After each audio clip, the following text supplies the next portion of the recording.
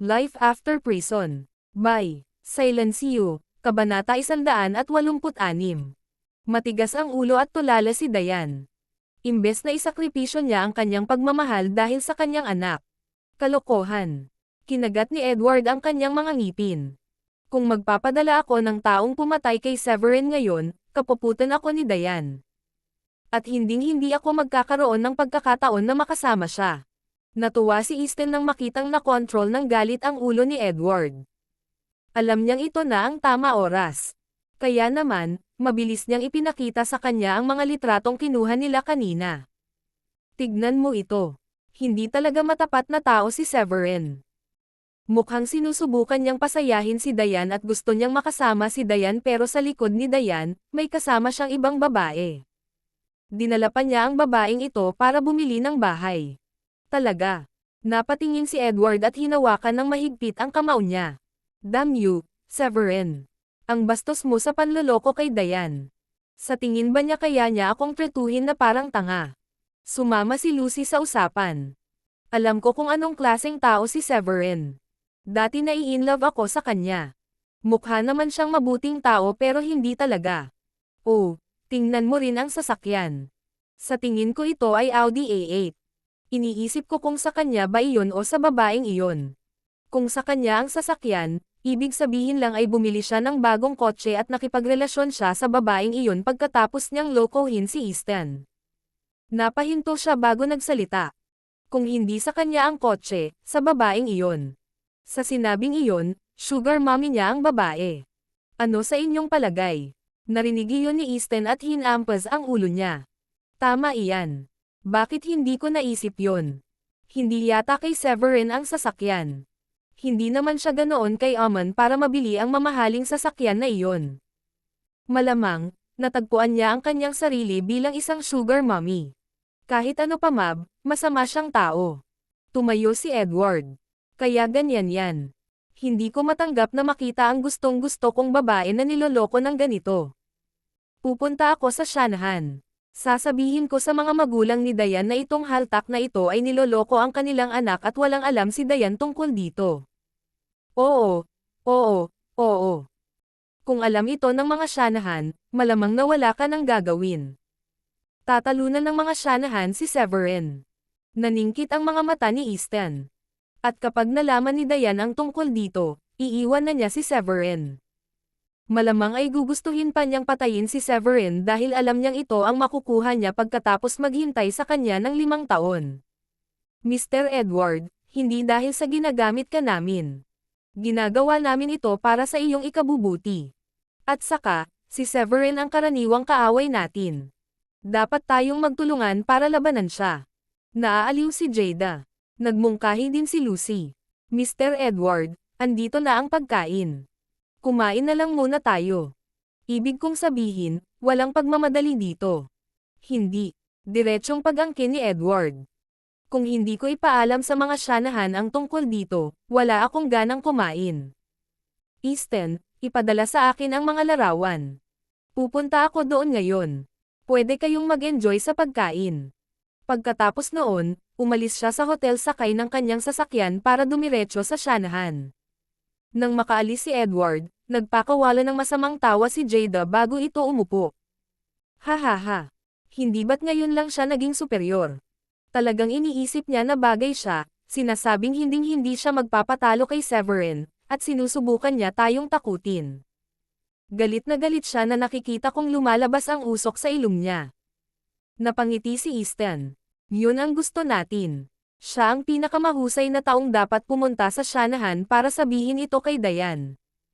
Life After Prison, Kabanata 187. Hahaha. Ayos, napakasarap talagang magmaneho at mamili gamit ng Audi A8 ko. Ipinahayag ni Megan ang kanyang kagalakan sa sandaling iyon, nakauwi lang siya na maganda ang kalooban. Hihihi. Hinanap ka na naman ba ng mga kaibigan mo sa patas na panahon? Masungit na tanong ni William. Dalawa sa kanila ang tumigil sa paghahanap sa akin noong mahirap ako ngunit ngayon, nagsimula na naman silang makipag-ugnayan sa akin. Hinamak ko sila, pinagalitan, at pinaalis ko sila. Tinatrato ko ng masasarap na pagkain ang mga hindi humamak sa akin noon. Ngayon nagseselos sila na ako ang nagmamaneho nitong sasakyan. Sagot ni Megan. May darating pang araw. Sa tingin ko ay kumikita si Severin dahil sa kanyang napakahusay na medikal na kasanayan. Ngayon lang ako umaasa na matatanggap ko ang dot na ipinangako niya. Ang mga araw natin ay magiging mas maganda. Sabi ni Felicia. Miss Felicia, nasa bahay ka ba? Biglang narinig nila ang boses ni Edward mula sa labas. Agad na kumunat ang noo ni Felicia nang malaman na nasa labas si Edward. Noong nasa kulungan pa si Severin, nangako siya kay Edward na hahayaan niyang pakasalan siya ni Diane at hinihintay niyang ibigay sa kanila ni Edward ang ipinangako niyang dot. 2 taon na ang nakalilipas, palaging nagdadala si Edward ng mga mamahaling regalo para sa kanya sa tuwing darating siya. Walang alinlangan, tinanggap ni Felicia ang mga regalong iyon nang walang kasalanan. Ngayong kahit tanggap na nila ni Catherine si Severin, nahihiya siyang humarap kay Edward. Dapat ba akong magtago sa isang lugar? Tanong niya kay William. Pwede mo siyang iwasan ngayon pero hindi mo siya iiwasan sa lahat ng pagkakataon. Oras na para sabihin sa kanya ang totoo. Malungkot na sabi ni Williams habang nakatingin sa asawa. Sinabi ko na sa iyo na hindi mo dapat tanggapin ang regalo niya. Ang mga regalo ay nakabulag sa mga mata. Ano na ang gagawin mo ngayon? Nakakahiya. Nawalan ng masabi si Felicia at nanatili sa kanyang kinatatayuan. Pumasok si Edward at galit na sumigaw. Galit na galit ako. Arg! Mr. Edward, anong nangyari? Sino ang may lakas ng loob na galitin ka? Napangiti si Felicia ng mapait. Mr. Edward, narito ang iyong tsaa. Katulad ni Felicia, marami ring natanggap na regalo si Megan mula kay Edward noon. Mabilis siyang nagbuhos ng isang tasa ng tsaa para sa kanya at may halong damdamin. Sino pa ba kung hindi ang tanga, Severin?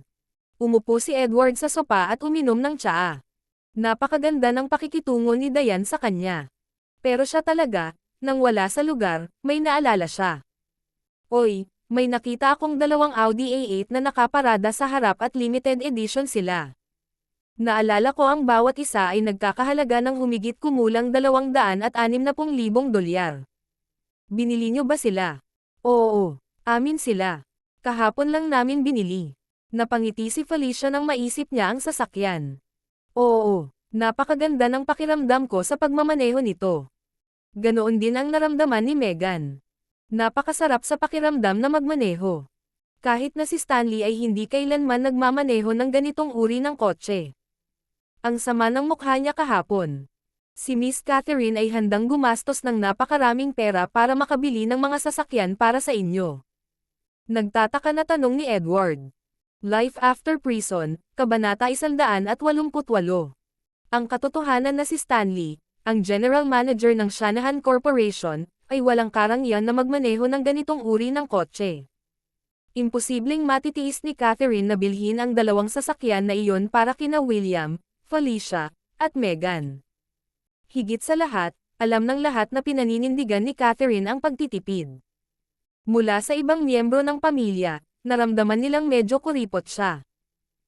Palagi niyang pinapaalalahanan na dapat gastusin ang pera sa mas mahalagang lugar tulad ng pagpapaunlad at pagpapalawak ng kanilang negosyo. Nawala ang mga ngiti sa mukha ni na Felicia at Megan. Maya-maya, ngumiti si Felicia ng alanganin. Si Severin ang bumili ng mga ito. Bumili siya ng 3 sasakyan sa isang pagkakataon. Mayroon siyang isa at ibinigay niya sa amin ang 2 pa. Severin. Napaawang ang bibig ni Edward nang tumayo siya matapos mabigla. Imposible yan. Siya ang bumili. Ang 3 kotseng iyon ay nagkakahalaga ng 750,000 dolyar pataas. Saan niya nakuha ang pera? Totoo iyon. Siya ang bumili. Ngumiti si Megan. Sabi niya may pera siya. Isang savant na kilala niya sa kulungan ang nagbigay sa kanya ng pera. Hindi rin ako masyadong sigurado. Malamang nakatanggap din siya ng pera mula kay Mr. Henry nang pagalingin niya si Mr. Henry. Sinong nagmamalasakit kung saan siya kumukuha ng pera, masaya ako basta binili niya ako ng kotse. Ito ang unang pagkakataon na nagmaneho ako ng ganoon kagandang kotse. Sabi ni Felicia. Sinabi ni Edward na may pagtatampo. Miss Felicia, hindi mo dapat hayaan ang maliit na halaga ng pera na mabulag ang iyong mga mata. Isipin mo ang pagkakakilanlan ko. Kung pinakasalan ako ni Dayan, ikaw ang magiging biyenan ko. Ituturing kita ng eksakto tulad ng aking ina. Bibilhan kita ng anumang sasakyan na gusto mo kung hihilingin mo ang mga ito. Sumibol na ang galit sa isip ni Edward at nagsimula na siyang kumilos ng bongga. Gayunpaman, wag na natin pag-usapan yan. Kahit gaano pa kayaman si Severin ngayon, hindi pa rin niya maikukumpara sa pamilya ko. Sa wakas, naalala ni Edward ang dahilan kung bakit siya pumunta rito. Niloloko niya si Dayan. Lahat kayo niloloko niya. Alam mo rin ba iyon? Niloloko. Walang pera si Severin. Kaya wala siyang pera para ibigay sa akin ang 7 milyong dot na ipinangako niya sa akin. Sa sandaling marinig ni Felicia na ang una niyang naisip ay ang dot na ipinangako ni Severin na ibibigay sa kanya. Kinagat niya ang kanyang mga ngipin sa galit. Mapahamak siya. Mr. Edward, may patunay ka ba? Sigurado ka bang walang pera si Severin? Tanong ni Megan para kumpirmahin. Malungkot ang mukha niya. Bagamat binili siya ni Severin ng kotse, hindi siya magpapahinga kung hindi ibibigay ni Severin sa kanila ang dot. Lalo na kapag ang halaga ng dot ay hindi maihahambing sa halaga ng mga sasakyan. Teka, 7 milyong dolyar na dot. Anong impyerno? Natigilan si Edward. Sinabi ni Severin na bibigyan niya kami ng 7 milyong dolyar na dot. Ulit ni Megan. Kalokohan. Nawalan ng masabi si Edward. Siguradong nagsisinungaling lang siya. Saan niya kayang ilabas ang ganoong halaga? Anong biro, 7 milyong dolyar na dot? Saka paano ang kasal? Ipapakasal ba niya si Dayan? Magkano ang kailangan niya para lang sa dot at kasal? Mr. Edward, hindi mo alam ang tungkol sa dot. Nagpalitan ng tingin sina Felicia at Megan at napagtantong wala si Edward dahil sa dot. Hindi. Ngumiti ng mapait si Edward at kinuha ang phone niya. Wala ako dito dahil sa dot. Pero siguradong niloloko niya kayo. Paano kaya siya magkakaroon ng ganoong halaga? Isipin mo na lang. Sigurado akong sinusubukan niyang magustuhan niyo siya. Habang tumatagal, tatanggapin niyo na lang siya. Pagkatapos nito, binuksan niya ang larawan at ipinasa ang kanyang telepono. Nandito ako para sabihin sa iyo na nakakakita ng ibang babae si Severin. Imposible yan. Napatayo bigla si William pagkarinig nun. Kanina pa siya tahimik sa pakikinig bago ito. Hindi ganoong klase ng lalaki si Severin. Kung siya nga, paano ang taon na nagsakripisyo si Dayan para sa kanya? Mr. Edward, huwag kang magsalita ng kalokohan. Life After Prison, Kabanata 189. Mr. William, hindi ako gumagawa ng kwento. Tingnan ang mga larawang ito. Naisipan pa nilang bumili ng bahay ngayon. Ang mga larawang ito ay kuha sa labas ng show unit. Sa tingin mo ba ako pa rin ang gumagawa nito? Nang marinig ni Edward na may pera si Severin para makabili ng mga sasakyan, kinumpirma niya na si Severin sa halip ay humanap ng kanyang sariling sugar mommy. Ang babaeng nasa larawan ay nakasuot ng miniskirt na panaresan ng itim na medyas.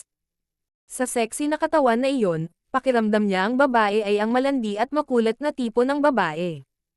Kahit hindi naniniwala si William, lumapit pa rin siya para tingnan. Kumunat ang noo niya. Nakatayo lang sila doon at nag-uusap. Wala itong pinatutunayan. Hindi sila magkahawak kamay o magkadikit. Mr. Edward, nag-iisip ka ba ng sobra? Hindi pumayag si Edward. Sobrang nag-iisip. Sa tingin ko masyado kayong tanga. Tingnan mo kung paano manamit ang babaeng ito. Hindi siya mukhang mabuting babae. Sigurado akong may nangyayari sa kanilang dalawa. Ang masaklap pa, sinabi niya.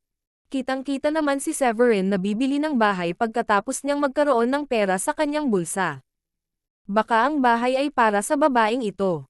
Wala pa ring alam si Dayan tungkol ito. Gago. Bastos si Severin. Ang aking kapatid na babae ay naghihintay para sa kanya sa loob ng maraming taon. Bakit ganito ang pakikitungo niya sa kanya? Paano siya pumunta sa likod ng kapatid ko at makakasama ang babaeng ito? Galit na sabi ni Megan na nagngangalit ang mga ngipin. Kung saan niya ito nakikita ay parehong nakangiti si Severin at ang babaeng iyon at parang sobrang lapit nila sa isa't isa. Malamang, Tiyak na may nangyayari sa pagitan ni Severin at ng babaeng iyon. Ipinahayag din ni Felicia ang kanyang kawalang kasiyahan. Narinig kong tumanggi ang mga kamag-anak ni Severin na makipagkasundo sa kanya at sa kanyang magulang matapos makulong si Severin. Pinutol pa ng kanilang kakilala ang ugnayan nila. May kasama ba talaga siyang ibang babae? Kung ganoon, hinding-hindi ko siya mapapatawad. Nanay, tawagan natin si Severin at yayain natin siya. Nasa atin ang ebidensya. Gusto kong makita kung paano niya ipapaliwanag ito. Mungkahi ni Megan. Oo, gusto kong makita kung ano ang paliwanag niya.